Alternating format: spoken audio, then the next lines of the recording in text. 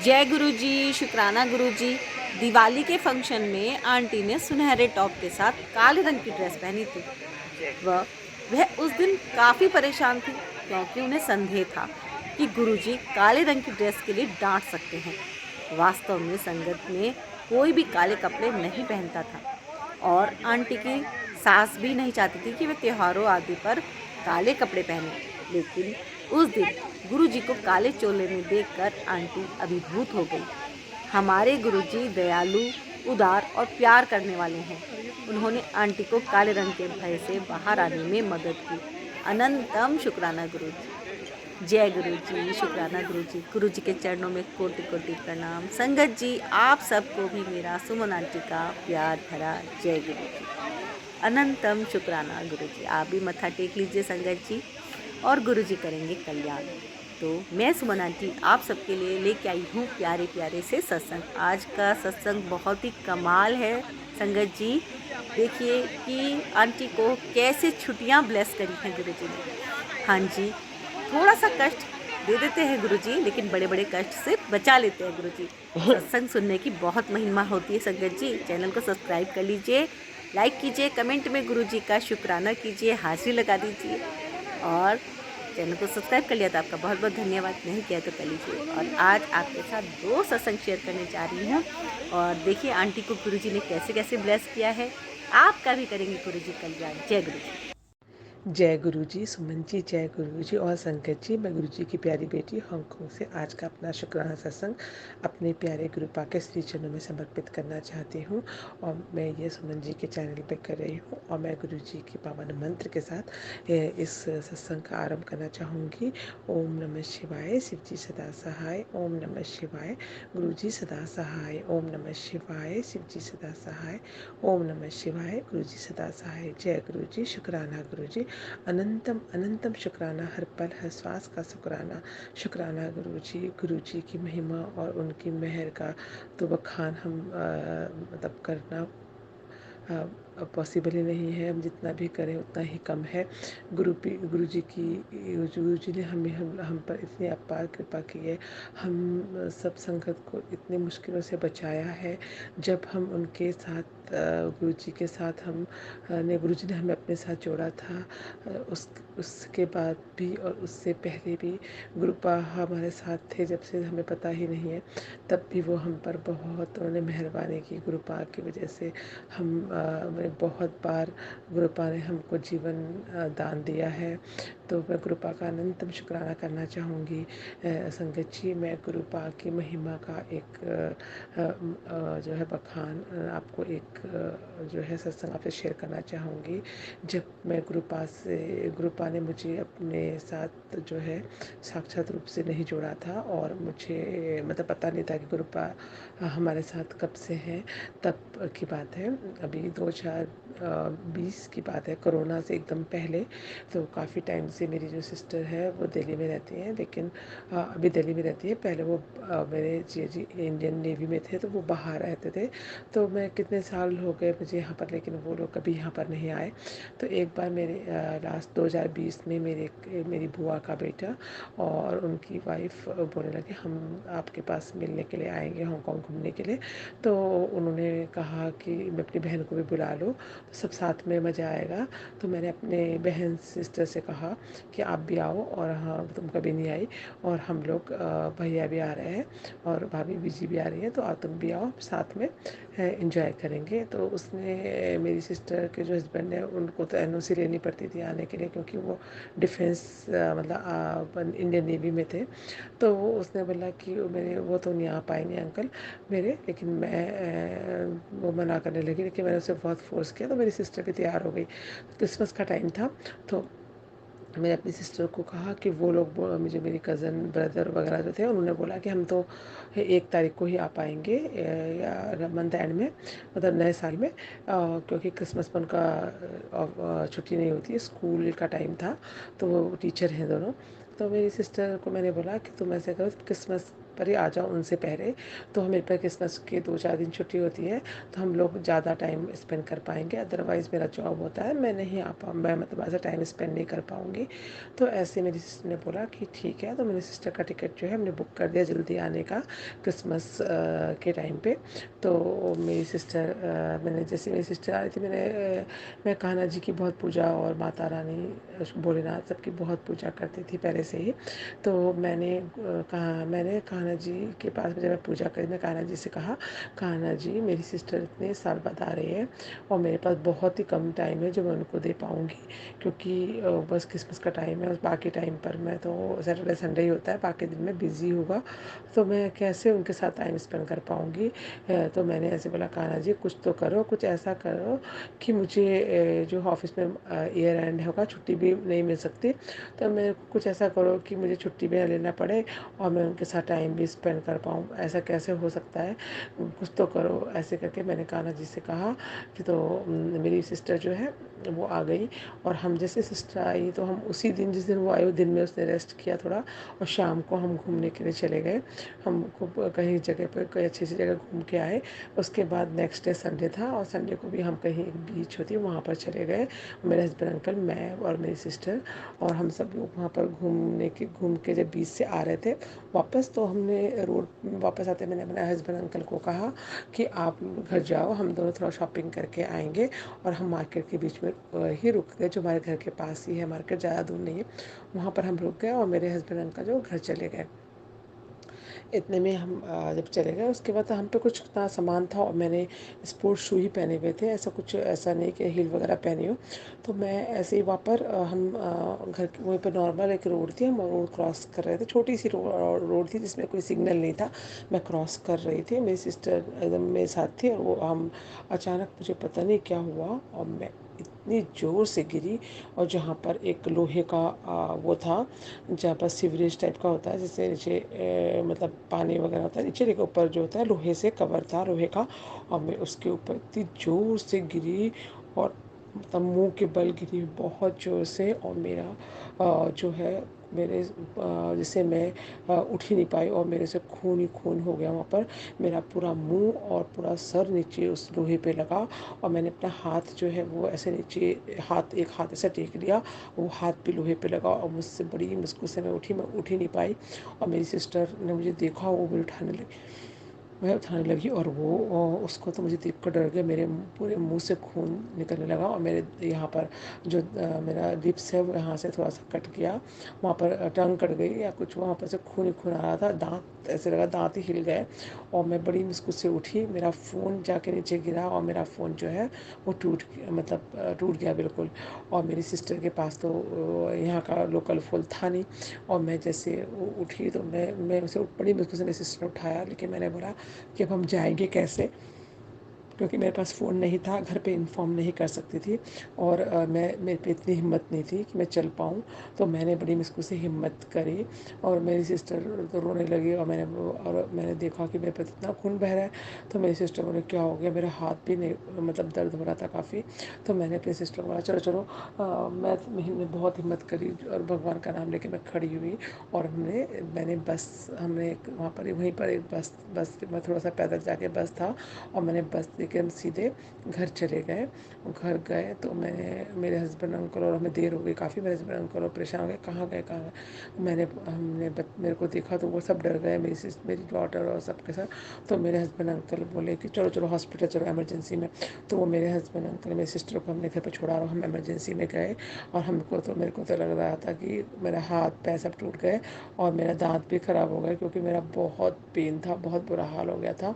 तो जैसे दर्द से, तो मैं जैसे हॉस्पिटल इमरजेंसी में गई, उन्होंने फटाफट मुझे देखा, सारे चेकिंग वगैरह करी, और सारे टेस्ट हुए, तो उन्होंने बोला कि ये तो मतलब इसको तो न्यू लाइफ ब्लेस हुई है, जिस तरह से ये गिरी थी इनका बचना मुश्किल था, और पता नहीं फ्रैक्चर भी होता। लेकिन उन्होंने जब मेरा हाथ चेक किया, तो उन्होंने बोला कि हमको ऐसे लग रहा है कि इसमें माइनर फ्रैक्चर है, तो आप ऐसे कीजिए कि कल आज तो इमरजेंसी है यहाँ पर, ऐसे मतलब डॉक्टर नहीं होंगे, रात को 11-12 बज गए। तो उन्होंने बोला कि आप कल जो जाइए हॉस्पिटल, और वो आपका पूरा चेकअप होगा तो पता चलेगा कि क्या है। लेकिन अभी जो है ऐसा मतलब थोड़ा-सा थोड़ी-सी बस एक चोट ये है, दाँत यहाँ पर कट रहा था जो, उसके अलावा ऐसा कुछ सीरियस नहीं दिख रहा है। तो फिर हम अगले दिन हम जो है हॉस्पिटल गए और हमें पूरा चेकअप हुआ। तो डॉक्टर ने कहा कि आपके हाथ में जो है हेयर लाइन फ्रैक्चर हुआ है और जो कि लेफ़्ट हैंड में है और माइनर है। तो आपको जो है वो करने की ज़रूरत नहीं होगी, कुछ प्लास्टर वगैरह।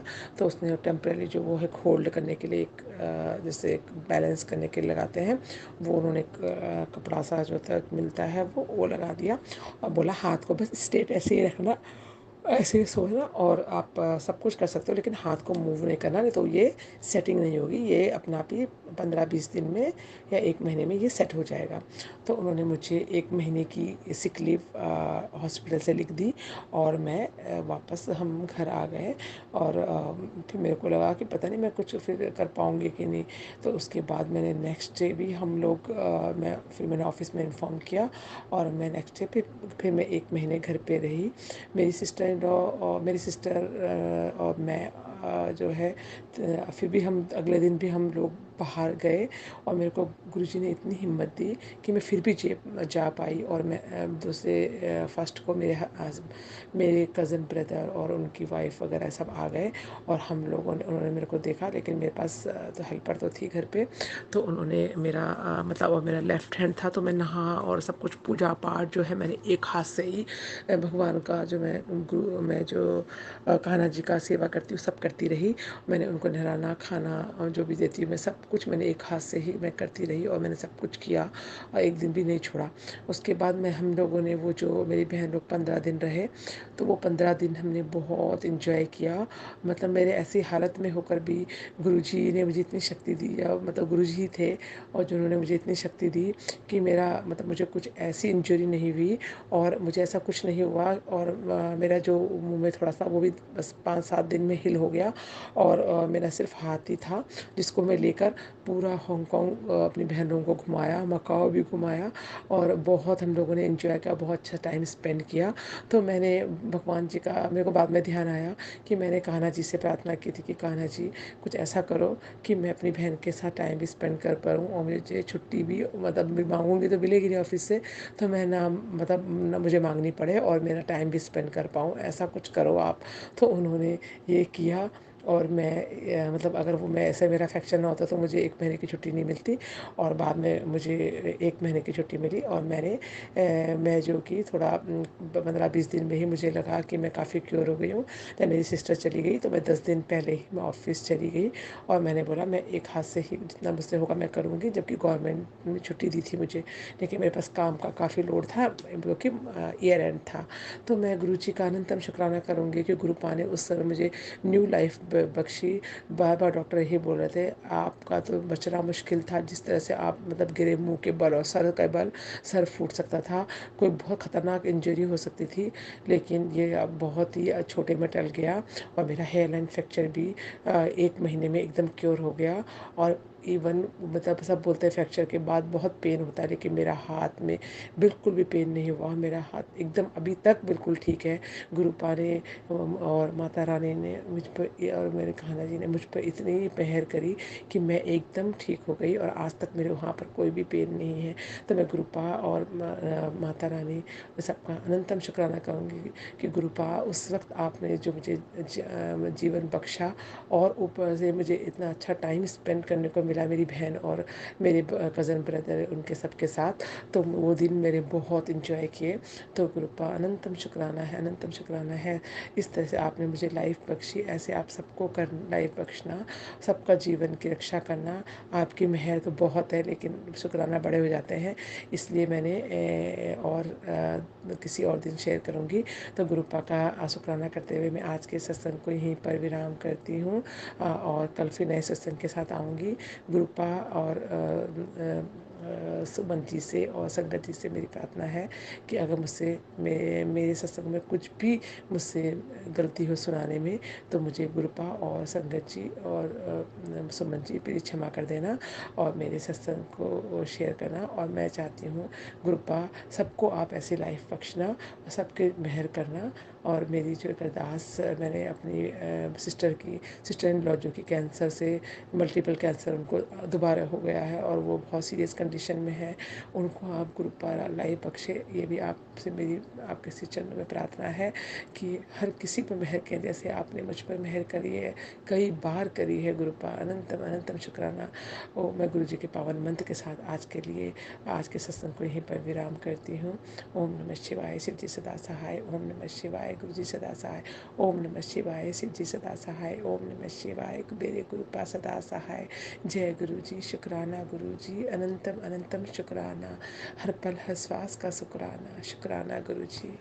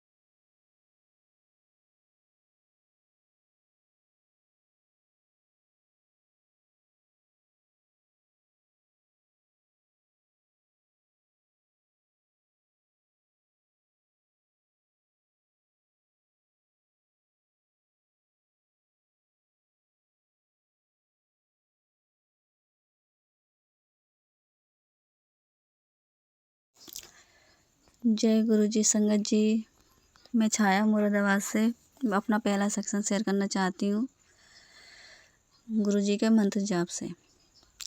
ओम नमः शिवाय, शिव जी सदा सहाय। ओम नमः शिवाय, गुरु जी सदा सहाय।